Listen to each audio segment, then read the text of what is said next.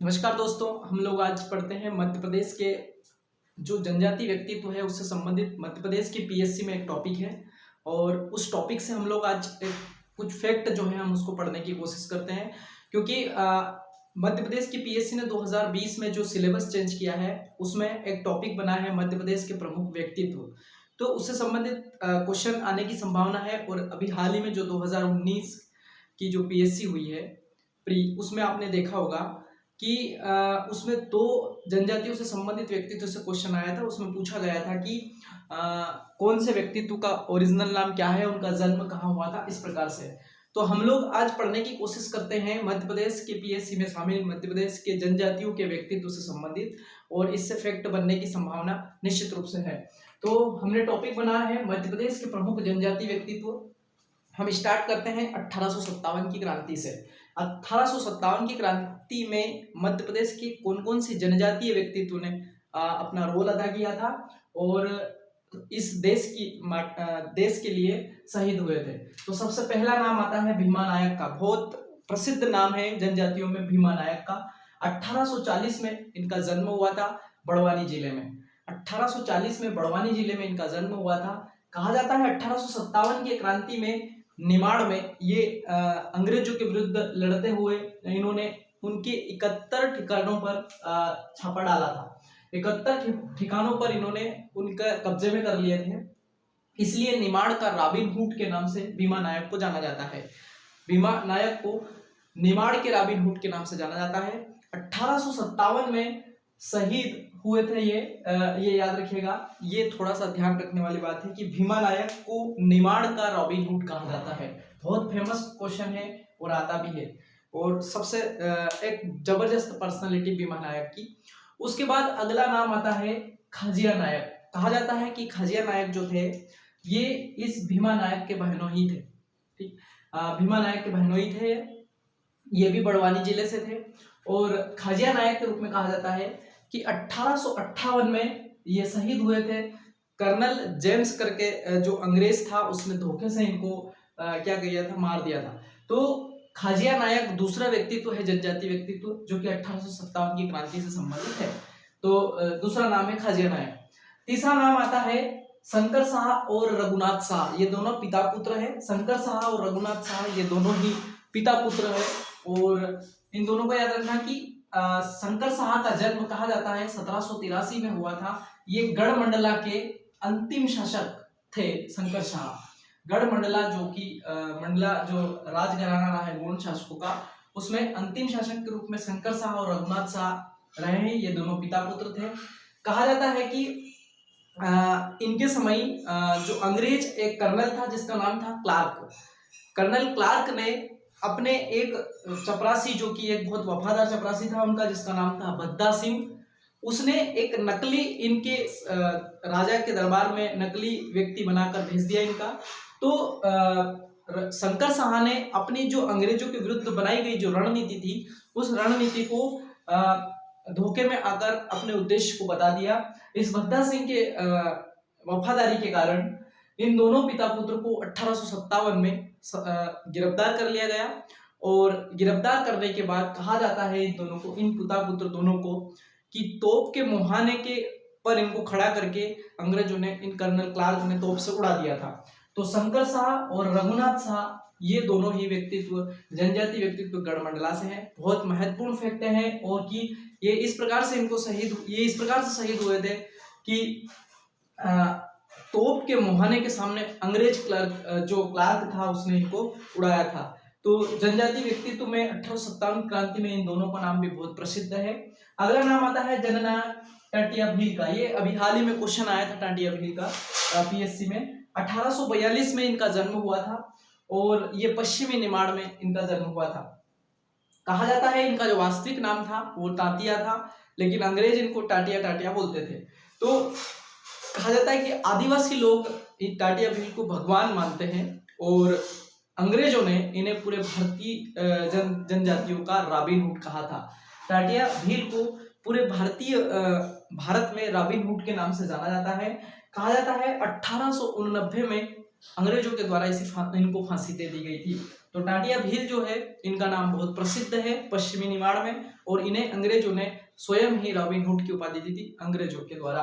तो एक टाटिया भील का नाम आता है। 1842 में इनका जन्म हुआ, पश्चिमी निमाड़ में जन्म हुआ था, वास्तविक नाम टाटिया था। अगला नाम आता है धीर सिंह।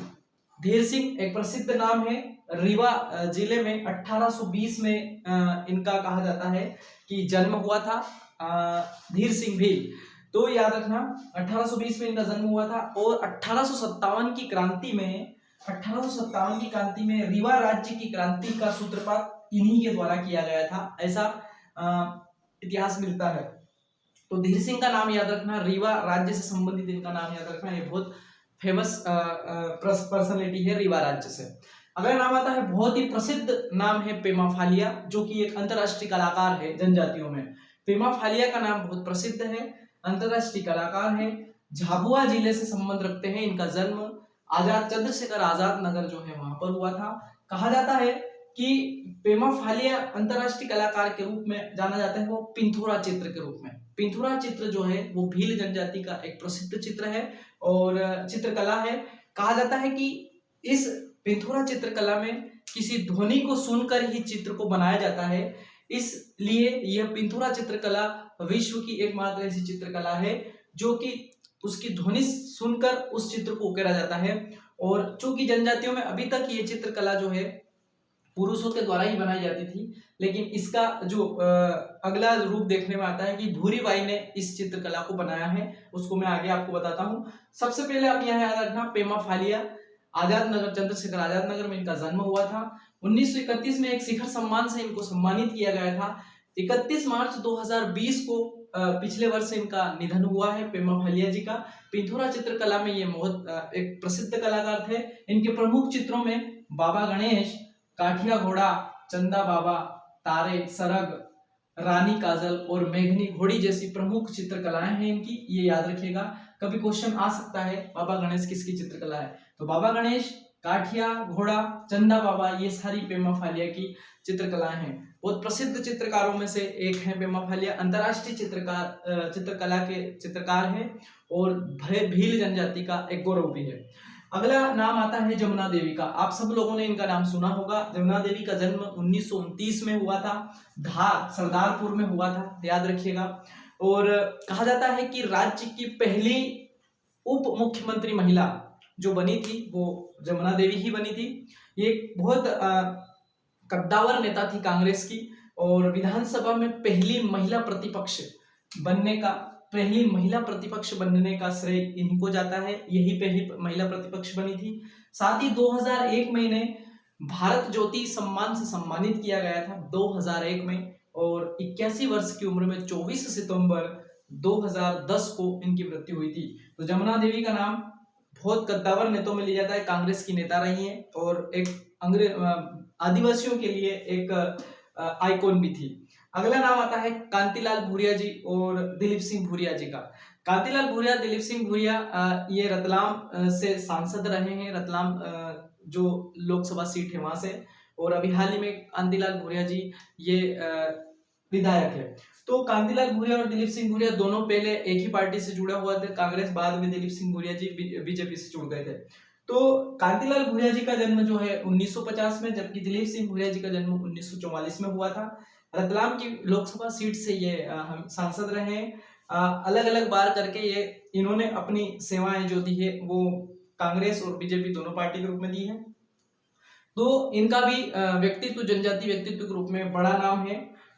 ये नाम याद रखें। दिलीप सिंह भूरिया जी का पिछले 2-3 वर्ष पहले देहांत हो चुका है। उन्हीं की सीट पर कांतिलाल जी भूरिया सांसद बने, और बाद में जो है अभी कांतिलाल भूरिया जी विधायक है वर्तमान में। तो ये दोनों व्यक्तित्व भी प्रसिद्ध रहे जनजातियों में। अगला नाम आता है फग्गन सिंह कुलस्ते। ये बहुत प्रसिद्ध नाम है। 1959 को इनका जन्म हुआ था। 1959 को मंडला जिले से संबंध रखते हैं ये, और वर्तमान में ये भारत सरकार में इस्पात मंत्री के रूप में कार्य कर रहे हैं। इस्पात मंत्री के रूप में फग्गन सिंह कुलस्ते वर्तमान में काम कर रहे हैं। मध्य प्रदेश की बहुत बड़े जनजातीय आइकॉन है, ये भी थोड़ा सा ध्यान रखें। एक नाम आता है नरेश चंद्र सिंह। नरेश चंद्र सिंह के साथ बहुत अच्छे फैक्ट जुड़े हुए हैं। कहा जाता है कि मध्य प्रदेश के पहले आदिवासी मुख्यमंत्री होने का श्रेय राजा नरेश चंद्र सिंह को जाता है। राज्य के प्रथम मुख्यमंत्री की आदिवासी प्रथम मुख्यमंत्री के रूप में 13 से 25 मार्च 1969 को एक जब मध्य प्रदेश में संविदा सरकार बनी थी उस समय ये प्रथम मुख्यमंत्री आदिवासी के रूप में रहे थे, सिर्फ 13 दिन के लिए। तो ये फैक्ट याद रखिएगा, क्योंकि सबसे कम मुख्यमंत्री रहने का श्रेय इन्हीं को जाता है, राजा नरेश चंद्र सिंह। फिर संविदा सरकार बने थे, कहा जाता है 1952 में जो पंडित रविचंद्र शुक्ल की जो यहाँ पर मध्य भारत में जो सरकार थी उसमें पहला चुनाव 1952 में इन्होंने जीता था। एक बहुत प्रसिद्ध है, राजा नरेश चंद्र जी का कई बार नाम आता है। मध्य प्रदेश के पहले आदिवासी मुख्यमंत्री कौन है? फिर एक आता है, नाम बहुत प्रसिद्ध है, अभी 2020 में बहुत प्रसिद्ध भी रहा, श्रीमती भूरीबाई का।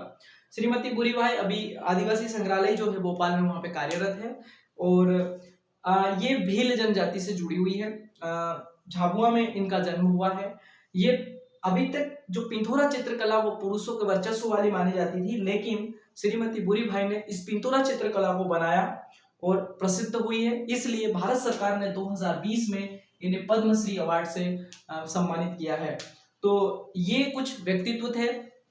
कुछ व्यक्तित्व और भी है जिनका नाम मैं बताना चाहता हूँ। एक आनंदीलाल भावेल करके जो नाम है, वो कहा जाता है कि एक संगीतकार है और आपने काका बाबा ने पोरिया है और ये जितने भी जो संगीत हैं ये उन्हीं के द्वारा दिए गए। ये भी एक प्रसिद्ध नाम है आदिवासियों में।